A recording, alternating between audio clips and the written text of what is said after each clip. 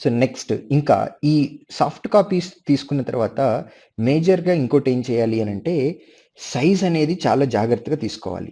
So ముందుగానే check చేసుకుందాం sizes ఎలా అనేది. రెడ్యూస్ ఇమేజ్ సైజ్ అని కొట్టండి. దీనిలో ఒక లింక్ వస్తుంది reduceimages.com అని.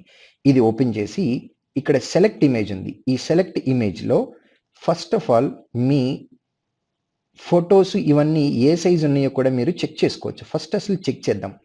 మీ సిస్టమ్‌లో మీ ఫైల్స్ ఎక్కడైతే ఉన్నాయో ఆ సోర్స్‌కి వెళ్ళినట్లయితే ఇందులో లాస్ట్‌లో మీకు ఆల్రెడీ సైజ్ చూపిస్తది. డిక్లరేషన్ అనేది 50-100 కేబీ ఇది సరిపోతుంది. ఫోటో 64 కేబీ ఉంది నాది. కానీ ఇది 20-50 మాత్రమే ఉంది. సో ఫోటో చేంజ్ చేయాలి. సిగ్నేచర్ 10-20 కేబీనే ఇది 49 ఉంది. ఇది చేంజ్ చేయాలి. థంబ్ ఇంప్రెషన్ ఇది 115 కేబీ ఉంది. ఇది కూడా చేంజ్ చేయాలి. సో ఇప్పుడు ఇది చేంజ్ చేసేయాలి. చేసిన తర్వాత మనం వీటన్నిటిని డౌన్లోడ్ చేసి రెడీగా పెట్టుకోవాలి. అది ఎలా పెట్టుకోవాలో నేను ఒకసారి చూపిస్తాను. సో ఇప్పుడు మనం థంబ్ ఇంప్రెషన్ 115 కేబీ ఉంది. దీన్ని చేంజ్ చేద్దాం.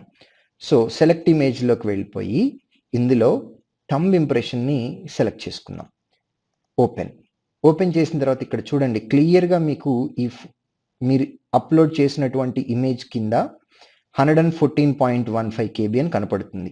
ఇప్పుడు దీన్ని రీసైజ్ చేయాలి మనం. రీసైజ్ చేయడానికి ఏం చేద్దామంటే ఇక్కడ హైట్, విడ్త్ ఉన్నాయి. ఇవి ఏమీ చేంజ్ చేయొద్దు.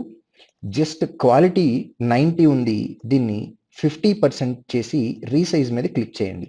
కొంచెం డౌన్‌కి వచ్చినట్లయితే డౌన్లోడెడ్ రీసైజ్డ్ ఇమేజ్ ఇక్కడ మీకు కనపడుతుంది చూడండి 39.59 కేబీ. ఇప్పుడు ఇది డౌన్లోడ్ చేయండి. సో ఇది డౌన్లోడ్ చేసి పెట్టుకొని ఈ ఫైల్స్‌ని మనం వాడుకోవచ్చు.